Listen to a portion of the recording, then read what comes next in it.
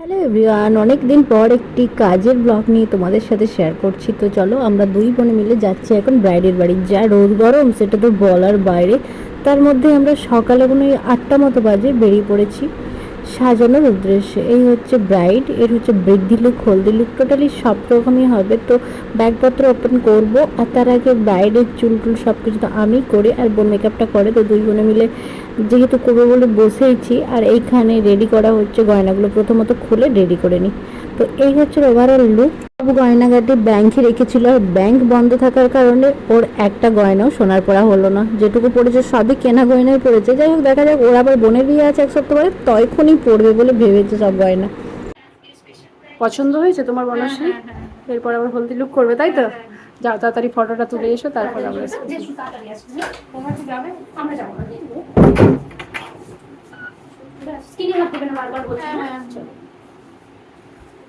আমরা তো ওখানে একটু ওয়েটই করছিলাম। তারপর আবার চলে আসার পর হলদি লুকের জন্য রেডি করলাম, মানে ওই টাচ আপ নেওয়া হলো, ড্রেস জুয়েলারি চেঞ্জ করে আর একটু হেয়ারটাকে অন্যরকম করে রেডি করে নেওয়া হয়েছে। তো এরপর আমরা ফিরবো বাড়িটা থেকে, আমাদের বাড়ি থেকে ডিস্টেন্স ওই মিনিট 10-এর মতন। তারপরে আমরা আবার বাড়ি চলে যাব, আর দুপুরের পর আসবো সাজানোর জন্য। তো বাইরে বেরিয়ে দেখছি বরের বাড়ি থেকে তত্ত্ব চলে এসেছে, মানে ওই গায়ে হলুদের তত্ত্ব যেটা হয় সেটা চলে এসেছে। আর লোকজন তো প্রচুর এসেছে, যেটা হয় বিয়ে বাড়ি মানেই অনেক লোকের সমাগম। যাই হোক, এই সব কিছু পেরিয়েই আমরা কিন্তু আমাদের বাড়িতে যেতে হবে। ওরা কিন্তু দুপুরে খাওয়া দাওয়ার জন্য প্রচুর জোর করছে, সেটা তো সম্ভব না, কারণ আমাদেরকে আবার বিকেলে আসতে হবে। যার ফলে এটুকু দেখে তোমাদের সাথে একটু শেয়ার করে আমরাও ফিরবো বাড়ি। আর বোন গিয়েছে গাড়িটা আনতে, আর আমি যার ফাঁকে এখানটায় দাঁড়িয়েছি ও গাড়িটা আনো, আর ব্যাগপত্র নিয়ে একসাথে আমরা বাড়ি চলে যাব। তো তোমরা কেমন লাগছে ব্লগগুলো অবশ্যই জানাবে। আর সব কিছু মিলিয়ে চেষ্টা করি ব্লগ দেওয়ার। আর এই যে ফিরছি বাড়ি, আর প্রচণ্ড রোদ, যাই রোদের কারণে মনে হচ্ছে স্নান টান পড়ে যাচ্ছে গোটা শরীরের মধ্যে। হ্যাঁ, এরপর এখন তুমি সবাই ভালো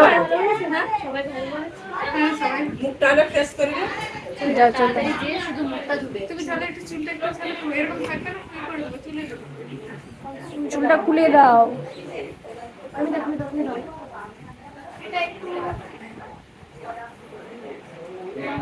আমার জন্য নিয়ে এসছো? তোমরা কখন সাজবে গো? তাড়াতাড়ি হবো, সব রেডি হয়ে যাবে। আমাদের আমরাও কত দেরি হয় বাড়ি যেতে। একটু পর রেস্ট নিয়ে দিদির একটু হোক, ঘন্টা পরে সবাই 7:30 মধ্যে 8টার মধ্যে তো রেডি হবে। ব্রাইডকে তো রেডি করবোই, আর গরমে আসার সাথে সাথে এক গ্লাস করে কোল্ড ড্রিঙ্কস দিয়েছে, যেটা পারমিতা, আমি আর বোন তিনজনে মিলেই খাচ্ছি। কারণ ওদের বাড়িতে ছিল 3 বোন, যেহেতু ওরা তিনজনের পার্টি মেকআপ ছিল, আর সাথে সাথে ব্রাইড তো আছেই। যার ফলে একটু শরীরটাকে ঠান্ডা করে নিই, তারপর কাজটাকেও ঠিকঠাক করে নামাবো। হ্যাঁ, এখানে ক্রিম্পিং করছে পারমিতা, আর আমি এগুলো এদিক ওদিক করে ধরে দিয়ে শাড়ি ড্রাফ থেকে শুরু করে আরও দুজন যেসব হেয়ার স্টাইল করবে, পার্টি মেকআপ করবে, তাদেরকেও তো করতে হবে। আর এই হচ্ছে কমপ্লিট লুক বনশ্রীকে যথেষ্ট মিষ্টি দেখতে লাগছে। আর ও পছন্দ করেছে রানী কালারের বেনারসি। আর এইখানে হচ্ছে ওরা দুই বোন, ওরাও ড্রেস পরে নিচ্ছে, ওদেরকেও সাজানো হবে। তো আমি চেষ্টা করছি কিছু কিছু করে সাজিয়ে দেওয়ার, মানে যেহেতু তাড়াতাড়ি থাকি।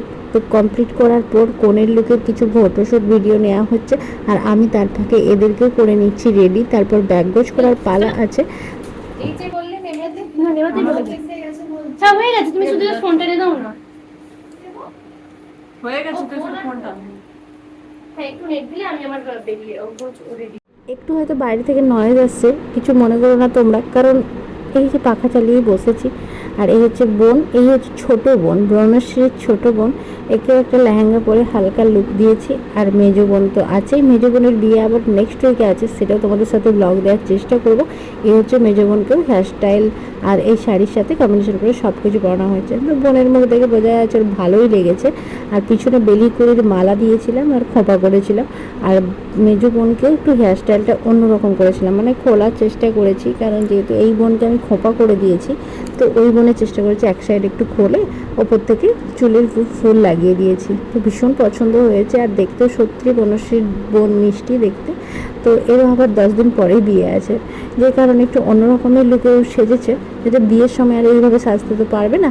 যাই হোক, এরপর ওরা প্রচণ্ড জোর করছে, যেটা খাওয়া দাওয়া করে যেতে হবে, নাহলে ছাড়বো না। আর ওদের সাথে একটা আলাদাই সম্পর্ক তৈরি হয়েছে, কারণ একজনের ভালো লাগার জন্যই তাদের বন্ধু বান্ধবী সবাই আমাদেরকেই বুক করছে। চলো তারপর আমি ব্যাগপত্র গোছ করবো। আলো সেটা রেডি করেছিলাম, দেখিয়েছি। সব কিছু দেখানোর পর ব্যাগপত্র গোছ করে যাব খাওয়া দাওয়ার দিকে। কারণ এই যে প্যান্ডেলে বসেই পড়েছি পারমিতা, আমি বোন তিনজনে মিলে। মেনু কিন্তু যথেষ্ট সুন্দর করেছিল আর রান্না বান্না খুবই ভালো হয়েছিল। কিন্তু রাত্র অনেকটাই হয়েছে, এরপরে আমরা খাওয়া দাওয়াটা সেরে নিই। খুব ভালো খাওয়া দাওয়া ছিল, খাওয়া দাওয়া করে ফিরছি বাড়ি। ব্লগটা এখানে শেষ করছি, ভালো লাগলে সাবস্ক্রাইব করো, বাই।